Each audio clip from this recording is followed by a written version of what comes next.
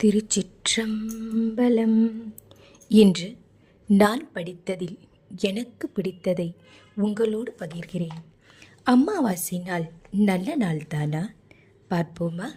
சூரியனும் சந்திரனும் இணையும் நாளானது தான் அமாவாசையாகும்.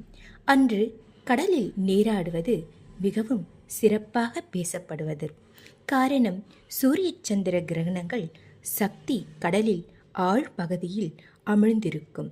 சங்கு, பவளம் மற்றும் கடல்வாழ் ஜீவசக்திகள் மேலே வருகின்றன.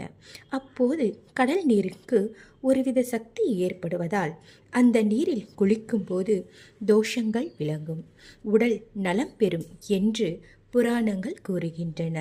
தமிழகத்தில் தெற்கு பகுதியில் அமாவாசையை தீய நாளாகவே பலர் கருதுகிறார்கள். காரணம், அன்று முன்னோர்களுக்காக தர்ப்பணம் கொடுக்கும் நாளில் சுப காரியங்களை செய்யக்கூடாது என்பது அவர்களின் எண்ணம். ஆனால் வடக்கு பகுதியில் அப்படி யாரும் கருதுவது இல்லை. நிறைந்த அமாவாசையில்தான் கடை திறப்பார்கள், புதிய வண்டி வாங்குவார்கள், நிலம் பத்திரம் செய்வார்கள், நல்ல நாளாகவே கருதுவார்கள். ஆம், அன்று முன்னோர்கள் புண்ணிய லோகத்தில் இருந்து பூமிக்கு வருகிறார்கள் அல்லவா? தங்களது தலைமுறைகளை சுட்சமமான முறையில் கண்காணிக்கிறார்கள். அவர்களது வாரிசுக்களை, தம் குழந்தைகள் துவங்கும் காரியங்களை கணிசத்தோடு பார்க்கிறார்கள், ஆசீர்வாதம் செய்கிறார்கள். எனவே பித்ரு தேவதைகள் என்று முன்னோர்கள் நம் ஆசீர்வாதம் செய்யும் நாள் எப்படி தீய நாளாக கருத முடியும்? நம்மை விட்டு பிரிந்தவர்கள் நம்மை தேடி வரும் நாள் என்றால் அது நல்ல நாள் தானே. அமாவாசை தினத்தன்று லக்ஷ்மி நரசிம்மர் ஆலயத்துக்கு அபிஷேக பொருட்கள் வாங்கி கொடுத்தால் சகல குடும்பத்துக்குள் இருக்கும் பகை நீங்கியும், அமாவாசை திதியன்று ஒவ்வொரு வீட்டு வாசலிலும் அந்தந்த வீட்டு பித்திருக்கள் வந்து நின்று கொண்டு தங்களுக்கு தரப்படும் எல் கலந்த தண்ணீரை பெற்றுக்கொள்வதற்காக காத்து கொண்டிருக்கிறார்கள். நம் தாய் தந்தையருக்கு செய்யும் கடமையே புண்ணிய நாளாக கருதப்படுகிறது.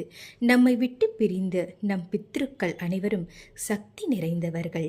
அவர்களின் ஆசீர்வாதத்தினால் தான் கோடி கோடியான புண்ணியமும் செல்வமும் நமக்கு கிடைக்கிறது. அமாவாசையில் நாம் வீட்டு வாசலில் கோலமிடக்கூடாது. அன்றைய சமையலில் வெங்காயம், பூண்டு போன்ற வாசனை பொருட்களை சேர்க்கக்கூடாது. தாய் தந்தையர் இறந்த திதிகளை நினைவு கொண்டு அன்றைய தினம் தர்ப்பணம் செய்தால் நாம் செய்யும் அனைத்து காரியங்களிலும் முழு பலன் அடையலாம் என்று புராணங்கள் கூறுகின்றன. நம் முன்னோர்களின் ஆசீர்வாதம் பெறுவோம். நாம் செய்யும் அனைத்து செயல்களிலும் வெற்றி அடைவோம். நம் இல்லங்களில் சகல சௌபாக்கியங்களும் பொங்கட்டும்.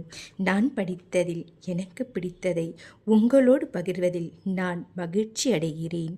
பிடித்திருந்தால் கமெண்ட் பாக்ஸில் ஓம் நம சிவாய என்னும் நாமத்தை பகிரவும். திருச்சிற்றம்பலம்.